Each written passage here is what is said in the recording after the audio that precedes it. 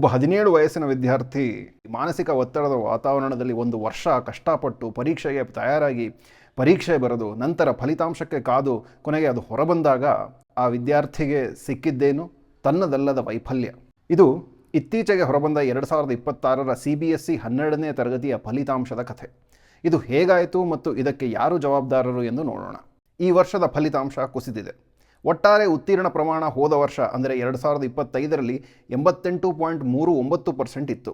ಈ ವರ್ಷ ಅದು 85.2%ಗೆ ಇಳಿದಿದೆ. 3% ಅಂತರ ಕಾಗದದ ಮೇಲೆ ಚಿಕ್ಕದಾಗಿ ಕಾಣಬಹುದು. ಆದರೆ ವಾಸ್ತವ ಸಂಖ್ಯೆಗಳ ಲೆಕ್ಕ ಹಾಕಿದಾಗ ಮತ್ತು ಫಿಸಿಕ್ಸ್ ಹಾಗೂ ಮ್ಯಾಥಮೆಟಿಕ್ಸ್ನಂತಹ ಮಹತ್ವದ ವಿಷಯಗಳಲ್ಲಿ ಅಂಕಗಳ ಇಳಿಕೆ ಗಮನಿಸಿದಾಗ ಈ ಬಿಕ್ಕಟ್ಟಿನ ಆಳ ಅರ್ಥವಾಗುತ್ತದೆ. ಈ ಗೊಂದಲಕ್ಕೆ ಮೂಲ ಕಾರಣ ಈ ವರ್ಷ ಮೊದಲ ಬಾರಿಗೆ ಜಾರಿಗೆ ಬಂದ ಆನ್ ಸ್ಕ್ರೀನ್ ಮಾರ್ಕಿಂಗ್ ಅಥವಾ OSM. ಇದಕ್ಕೂ ಮೊದಲು ಶಿಕ್ಷಕರು ಉತ್ತರ ಪತ್ರಿಕೆಗಳನ್ನು ನೇರವಾಗಿ ಕೈಯಿಂದ ತಿದ್ದುತ್ತಿದ್ದರು. ಆದರೆ OSMನಲ್ಲಿ ಸ್ಕ್ಯಾನ್ ಮಾಡಿದ ಉತ್ತರ ಪತ್ರಿಕೆಗಳನ್ನು ಡಿಜಿಟಲ್ ವೇದಿಕೆಗೆ ಅಪ್ಲೋಡ್ ಮಾಡಲಾಗುತ್ತದೆ ಮತ್ತು ಮೌಲ್ಯಮಾಪಕರು ಪರದೆಯ ಮೇಲೆ ಅಂಕ ನೀಡುತ್ತಾರೆ. ನಾನು ಶಿಕ್ಷಕನಾಗಿ OSM ಬಳಸಿದ್ದೇನೆ. ಇದು ಸರಿಯಾದ ದಿಕ್ಕಿನಲ್ಲಿ ಇಟ್ಟ ಹೆಜ್ಜೆ ಎಂದು ನನ್ನ ಅಭಿಪ್ರಾಯ. ಆದರೆ ಇದಕ್ಕೆ ಬೇಕಾದ್ದೇನೆಂದರೆ ಉತ್ತಮ ಗುಣಮಟ್ಟದ ಸ್ಕ್ಯಾನಿಂಗ್, ಸ್ಥಿರವಾದ ಸರ್ವರ್ಗಳು ಮತ್ತು ತರಬೇತಿ ಪಡೆದ ಮೌಲ್ಯಮಾಪಕರು. CBSE ಈ ವರ್ಷ ಇವೆಲ್ಲದರಲ್ಲೂ ವಿಫಲವಾಯಿತು. ಸಮಸ್ಯೆ ಆರಂಭವಾದದ್ದು ಒಂದೇ ಒಂದು ಉತ್ತರ ಪತ್ರಿಕೆ ಸ್ಕ್ಯಾನ್ ಆಗುವ ಮೊದಲೇ, ಅಂದರೆ ಟೆಂಡರ್ ಪ್ರಕ್ರಿಯೆಯಿಂದ. ಸಾರ್ಥಕ್ ಸಿದ್ಧಾಂತ್ ಎಂಬ 17 ವರ್ಷದ ವಿದ್ಯಾರ್ಥಿ ಇದನ್ನು ಶ್ರದ್ಧಾಪೂರ್ವಕವಾಗಿ ತನಿಖೆ ಮಾಡಿ ತನ್ನ ಬ್ಲಾಗ್ನಲ್ಲಿ ಪ್ರಕಟಿಸಿದ್ದಾನೆ. ಆ ಲಿಂಕ್ ಡಿಸ್ಕ್ರಿಪ್ಷನ್ನಲ್ಲಿ ಇದೆ. ತಮಗೆ ಅಧಿಕ ಮಾಹಿತಿ ಬೇಕಾದರೆ ದಯವಿಟ್ಟು ಅದನ್ನು ಓದಿ. ನಾನು ಇಲ್ಲಿ ಹೇಳುತ್ತಿರುವುದು ಆತ ವಿವರಿಸಿರುವ ಹಲವು ಸಮಸ್ಯೆಗಳಲ್ಲಿ ಕೆಲವು ಮಾತ್ರ. ಮೊದಲ ಟೆಂಡರ್ 2025ರ ಫೆಬ್ರವರಿಯಲ್ಲಿ ಹೊರಬಿತ್ತು. ಅದಕ್ಕೆ ಸಂಬಂಧಿಸಿದ ಮಾಹಿತಿ CBSE ವೆಬ್ಸೈಟ್ನಿಂದ ಈಗ ಮಾಯವಾಗಿದೆ. ಎರಡನೇ ಟೆಂಡರ್ ಮೇ 25ರಲ್ಲಿ ಅಂದರೆ ಮೇ 2025ರಲ್ಲಿ ಬಂತು. 4 ಕಂಪನಿಗಳು ಅರ್ಜಿ ಹಾಕಿದ್ದವು. ಕೋಎಂಟ್ ಎಜುಟೆಕ್ ಮತ್ತು TCS ಕಂಪನಿ ಸೇರಿ. 4 ತಾಂತ್ರಿಕ ಮೌಲ್ಯಮಾಪನದಲ್ಲಿ ಅನುತ್ತೀರ್ಣ, ಟೆಂಡರ್ ರದ್ದಾಯಿತು. ಮೂರನೇ ಟೆಂಡರ್ ಆಗಸ್ಟ್ 2025ರಲ್ಲಿ ಬಂತು. TCS ಮತ್ತು ಕೋಎಂಟ್ ಎಜುಟೆಕ್ ಎರಡೂ ಕಂಪನಿಗಳು ಮೌಲ್ಯಮಾಪನ ದಾಟಿದರು. ಈಗ ಮುಖ್ಯ ವಿಷಯಕ್ಕೆ ಬರೋಣ. ಹಳೆಯ RFP ಅಂದರೆ ರಿಕ್ವೆಸ್ಟ್ ಫಾರ್ ಪ್ರಪೋಸಲ್ನಲ್ಲಿ CBSE ಸ್ಪಷ್ಟವಾಗಿ ಒಂದು ನಿಯಮ ಹಾಕಿತ್ತು. ಕೆಲಸ ಅರ್ಧದಲ್ಲೇ ಬಿಟ್ಟ ಇತಿಹಾಸ ಇರುವ ಅಥವಾ ಆರ್ಥಿಕ ವೈಫಲ್ಯ ಇರುವ ಯಾವುದೇ ಕಂಪನಿಯನ್ನು ತಕ್ಷಣ ಅನರ್ಹಗೊಳಿಸಲಾಗುವುದು.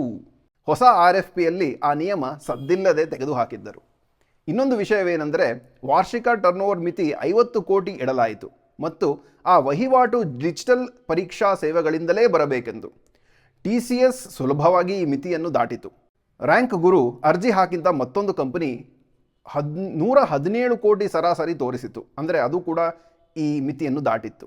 ಆದರೆ ಟೆಂಡರ್ ಗೆದ್ದ ಕಂಪನಿ ಯಾವುದು ಗೊತ್ತಾ? ಕೋಎಂಟ್ ಎಜುಟೆಕ್. ಅದು 50.86 ಕೋಟಿ ಟರ್ನ್ಓವರ್ನೊಂದಿಗೆ ಮಿತಿಯನ್ನು ಕೇವಲ ಚೂರೇ ದಾಟಿ. ಶ್ರೀ ಇನ್ಫೋ ಸೊಲ್ಯೂಷನ್ಸ್ ಎಂಬ ಮತ್ತೊಂದು ಕಂಪನಿ CBSEಗೆ ಪತ್ರ ಬರೆದು ಮಿತಿಯನ್ನು 30 ಕೋಟಿಗೆ ಇಳಿಸಿ, ಯಾಕೆಂದರೆ ಈ ಯೋಜನೆಯ ಒಟ್ಟು ವೆಚ್ಚವೇ 30 ಕೋಟಿಗಿಂತ ಕಡಿಮೆ ಎಂದಿತು. ಆದರೆ ಈ ವಿನಂತಿಯನ್ನು CBSE ನಿರಾಕರಿಸಿತು. ಬಹುಶಃ ಈಗ ವ್ಯವಸ್ಥೆ ಏನಾದರೂ ಕುಸಿದಿರದಿದ್ದರೆ ಈ ಟೆಂಡರ್ ಕುತಂತ್ರ ಎಂದಿಗೂ ಹೊರಬರುತ್ತಿರಲಿಲ್ಲ. ನಾವು ನಿಜವಾಗಿಯೂ CBSEಗೆ ಧನ್ಯವಾದ ಹೇಳಲೇಬೇಕು. 12ನೇ ತರಗತಿ ಪರೀಕ್ಷೆ ಆರಂಭಕ್ಕೆ ಕೇವಲ 4 ದಿನ ಮೊದಲು ಅಂದರೆ 2026 ಫೆಬ್ರವರಿ 9ರಂದು ಶಿಕ್ಷಕರಿಗೆ OSM ಅಂದರೆ ಆನ್ ಸ್ಕ್ರೀನ್ ಮಾರ್ಕಿಂಗ್ ಬಗ್ಗೆ ಮೊದಲ ಅಧಿಕೃತ ಸುತ್ತೋಲೆ ಬಂತು. ಫೆಬ್ರವರಿ 13ರಂದು ತರಬೇತಿ ವೆಬಿನಾರ್. ಫೆಬ್ರವರಿ 16ರಂದು 1 ವಾರದ ಡ್ರೈ ರನ್. ಕೆಲವು ಶಿಕ್ಷಕರಿಗೆ ಗರಿಷ್ಠ 8ರಿಂದ 10 ದಿನ ಮಾತ್ರ ಸಿಕ್ಕಿತು. ಇದೇ ಸಮಯದಲ್ಲಿ ಶಿಕ್ಷಕರು ಶಾಲಾ ಪರೀಕ್ಷೆಗಳನ್ನು ನಡೆಸಿ, ಆಂತರಿಕ ಉತ್ತರ ಪತ್ರಿಕೆಗಳನ್ನು ತಿದ್ದಿ, ಚುನಾವಣಾ BLO ಕರ್ತವ್ಯ ನಿರ್ವಹಿಸುತ್ತಿದ್ದರು. ವಯಸ್ಸಾದ ಶಿಕ್ಷಕರಿಗಂತೂ ಈ ಡಿಜಿಟಲ್ ಇಂಟರ್ಫೇಸ್ ತೀರಾ ಕಷ್ಟವಾಯಿತು. OSM ಇಂಟರ್ಫೇಸ್ ಕೂಡ ಕ್ಲಿಷ್ಟವಾಗಿತ್ತು. 3 ಹಂತಗಳು ಕೇವಲ ಒಂದು ಪ್ರಶ್ನೆಗೆ ಅಂಕ ಕೊಡಲು. ಮೊದಲ ಹಂತ ಆಯ್ಕೆ, ಅಂಕಪಟ್ಟಿ ತೆರೆ, ಅಂಕ ಆಯ್ಕೆ, ಮತ್ತೆ ಮುಂದಿನ ಹಂತಕ್ಕೆ. ಹೀಗೆ ಹಲವು ಕ್ಲಿಕ್ಗಳು ಬೇಕಾಗುತ್ತಿತ್ತು. ಕಾಗದದ ಮೇಲೆ ಸ್ವಾಭಾವಿಕವಾಗಿ ಮಾಡುವ 1+2+3 ಕೂಡಿಸುವ ಕೆಲಸ ಡಿಜಿಟಲ್ನಲ್ಲಿ ಹಿಂಸೆಯಾಗಿ ಮಾರ್ಪಟ್ಟಿತ್ತು. ಜೊತೆಗೆ ಮಕ್ಕಳಿಗೂ ತರಬೇತಿ ಕೊಡಬೇಕಾಗಿತ್ತು. ಹೇಗೆ ಉತ್ತರಿಸಿದರೆ ಅದು OSMಗೆ ಸಹಾಯವಾಗುತ್ತದೆ ಎಂದು. ಮಾರ್ಚ್ 16, 2026 ಮೌಲ್ಯಮಾಪನ ನಡೆಯುತ್ತಿರುವ ಸಮಯ. CBSE ಒಂದು ಅಧಿಕೃತ ಸುತ್ತೋಲೆ ಕಳಿಸಿತು. ಮೌಲ್ಯಮಾಪನದಲ್ಲಿ ಭಾಗಿಯಾದ ಶಿಕ್ಷಕರಿಗೆ ಸಲಹೆ: ಸಾಮಾಜಿಕ ಜಾಲತಾಣದಲ್ಲಿ ತಪ್ಪು ಮಾಹಿತಿ ಹರಡಬೇಡಿ.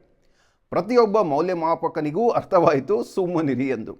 ಕಾರ್ಯಕಾರಣ ನೋಟಿಸ್ ಭಯಕ್ಕೆ ಬಿದ್ದ ಶಿಕ್ಷಕರು ಮೌನ ತಾಳಿದರು. ವ್ಯವಸ್ಥೆ ಕಣ್ಣ ಮುಂದೆ ಕುಸಿಯುತ್ತಿದ್ದರೂ ಕೂಡ. ಫಲಿತಾಂಶ ಬಂದ ತಕ್ಷಣ ಸಾಮಾಜಿಕ ಜಾಲತಾಣ ದೂರುಗಳಿಂದ ತುಂಬಿ ಹೋಯಿತು. ತಿದ್ದಿದ ಉತ್ತರಗಳು, ಕಾಣೆಯಾದ ಹಾಳೆಗಳು, ಕುಸಿದ ಅಂಕಗಳು.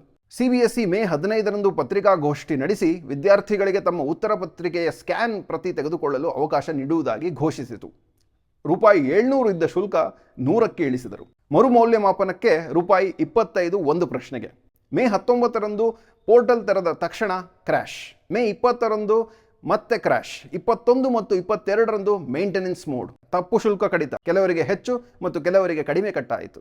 ವಿದ್ಯಾರ್ಥಿಗಳು ತಮ್ಮ ಉತ್ತರ ಪತ್ರಿಕೆ ನೋಡಲು ಆರಂಭಿಸಿದಾಗ ಭಯಂಕರ ಸತ್ಯಗಳು ಹೊರಬಂದವು. ವೇದಾಂತ್ ಎಂಬ ವಿದ್ಯಾರ್ಥಿ ಟ್ವಿಟರ್ನಲ್ಲಿ ಪ್ರಮಾಣ ಸಹಿತ ತೋರಿಸಿದ ತನ್ನ ರೋಲ್ ನಂಬರ್ ಅಡಿ ಅಪ್ಲೋಡ್ ಆದ ಫಿಸಿಕ್ಸ್ ಉತ್ತರ ಪತ್ರಿಕೆ ತನ್ನದಲ್ಲ ಎಂದು. ಇದಕ್ಕೆ ಒಬ್ಬ ದೂರದರ್ಶನ ಉದ್ಘೋಷಕ ವೇದಾಂತ್ನನ್ನು ಪಾಕಿಸ್ತಾನಿ ಮತ್ತು ದೇಶದ್ರೋಹಿ ಎಂದ. ಕಾರಣವಿಷ್ಟೇ, ಅವನ ಹೊಸ ಟ್ವಿಟರ್ ಖಾತೆಯ ಲೊಕೇಶನ್ ಸೌತ್ ಏಷ್ಯಾ ಎಂದಿತ್ತು. ಮೇ 26ರ ಅಧಿಕೃತ ಮಾಹಿತಿ. 4,04,319 ವಿದ್ಯಾರ್ಥಿಗಳು 11,31,961 ಉತ್ತರ ಪತ್ರಿಕೆಗಳ ಪರಿಶೀಲನೆಗೆ ಅರ್ಜಿ ಸಲ್ಲಿಸಿದ್ದಾರೆ. ಪ್ರಧಾನಮಂತ್ರಿ ಇದುವರೆಗೂ ಒಂದು ಮಾತನ್ನು ಆಡಿಲ್ಲ. ನಾವು ಕೇಳಲಿ ಬಿಡಲಿ ಸದಾ ಅವರ ಮನ್ ಕಿ ಬಾತ್ ಹೇಳುವವರು ಇದುವರೆಗೂ ಈ ವಿಷಯದಲ್ಲಿ ಅವರ ಮಾತನ್ನು ನಮಗೆ ಕೊಟ್ಟಿಲ್ಲ. ಶಿಕ್ಷಣ ಸಚಿವರು ಮೇ 28ರಂದು ಫಲಿತಾಂಶ ಬಂದ 13 ದಿನಗಳ ನಂತರ ಹೇಳಿದರು, ಇದು ಮೊದಲ ಬಾರಿಗೆ CBSE ಈ ಪ್ರಕ್ರಿಯೆ ಬಳಸಿತು. ಕೆಲವು ದೋಷಗಳು ಕಾಣಿಸಿಕೊಂಡಿವೆ. ನಾನು ಜವಾಬ್ದಾರಿ ಸ್ವೀಕರಿಸುತ್ತೇನೆ. ಲಕ್ಷಾಂತರ ವಿದ್ಯಾರ್ಥಿಗಳ ಕಣ್ಣೀರಿಗೆ, ನಿದ್ದೆಗಟ್ಟ ರಾತ್ರಿಗಳಿಗೆ, ಕಮರಿ ಹೋದ ಆತ್ಮವಿಶ್ವಾಸಕ್ಕೆ ಒಂದು ಕ್ಷಮಾಪಣೆಯ ಮಾತೂ ಇಲ್ಲ. ಕೋಯಂಟ್ ಎಜುಟೆಕ್ ಬಗ್ಗೆ ಒಂದು ಮಾತು. ಇದು 2018ರಲ್ಲೇ ತೆಲಂಗಾಣ ಸರ್ಕಾರದ ಆಕ್ರೋಶಕ್ಕೆ ಕಾರಣವಾದ ಕಂಪನಿ. ಇದು ಎಂಥ ಕಂಪನಿ ಎಂದರೆ, ಒಂದು ಕಾರ್ಯಕ್ರಮಕ್ಕೆ ಹಣ ಕೊಡುತ್ತದೆ, ಅದೇ ಕಾರ್ಯಕ್ರಮದಲ್ಲಿ ಪ್ರಶಸ್ತಿ ಪಡೆಯುತ್ತದೆ, ನಂತರ ಪ್ರಶಸ್ತಿ ಬಗ್ಗೆ ಪ್ರಚಾರ ಮಾಡಲು ಮತ್ತೆ ಹಣ ಕೊಡುತ್ತದೆ. ಶಿಕ್ಷಣದಲ್ಲಿ ಮಾತ್ರವಲ್ಲ, ಯಾವ ಕ್ಷೇತ್ರದಲ್ಲಾದರೂ ಸರಿ, ಒಂದಂತೂ ಸತ್ಯ, ಕಡಲೆಕಾಯಿ ಎಸೆದಾಗ ಬರುವುದು ಕೋತಿಗಳೇ. ಬೋರ್ಡ್ ಪರೀಕ್ಷೆ ಎಂದರೆ ಇನ್ನೊಂದು ಆಡಳಿತಾತ್ಮಕ ಪ್ರಕ್ರಿಯೆ ಮಾತ್ರವಲ್ಲ, ವಿದ್ಯಾರ್ಥಿಯ ಭವಿಷ್ಯ, ಪ್ರವೇಶ, ವೃತ್ತಿ ಮತ್ತು ಆತ್ಮವಿಶ್ವಾಸಕ್ಕೂ ಅದು ಸಂಬಂಧಿಸಿದೆ. ಆದ್ದರಿಂದ ಇದನ್ನು ಸಣ್ಣ ತಾಂತ್ರಿಕ ದೋಷ ಎಂದು ತಳ್ಳಿಹಾಕಲು ಸಾಧ್ಯವಿಲ್ಲ. ವ್ಯವಸ್ಥೆ ವಿಫಲವಾಗಿದ್ದರೆ ಅದರ ಸ್ವತಂತ್ರ ಮತ್ತು ಪಾರದರ್ಶಕ ಪರಿಶೀಲನೆ ಆಗಲೇಬೇಕು. ಟೆಂಡರ್ ಪ್ರಕ್ರಿಯೆಯಲ್ಲಿ ದೋಷಗಳೇನಾದರೂ ಇದ್ದರೆ ಅದನ್ನೂ ಪರಿಶೀಲಿಸಲೇಬೇಕು. ವಿದ್ಯಾರ್ಥಿಗಳಿಗೆ ಅನ್ಯಾಯವಾಗಿದ್ದರೆ ತಿದ್ದುಪಡಿ ತ್ವರಿತವಾಗಿ ಮತ್ತು ಸಂಪೂರ್ಣವಾಗಿ ಆಗಲೇಬೇಕು. ಯಾಕೆಂದರೆ ಶಿಕ್ಷಣದಲ್ಲಿ ವಿಶ್ವಾಸವೇ ಎಲ್ಲವೂ. ಧನ್ಯವಾದಗಳು.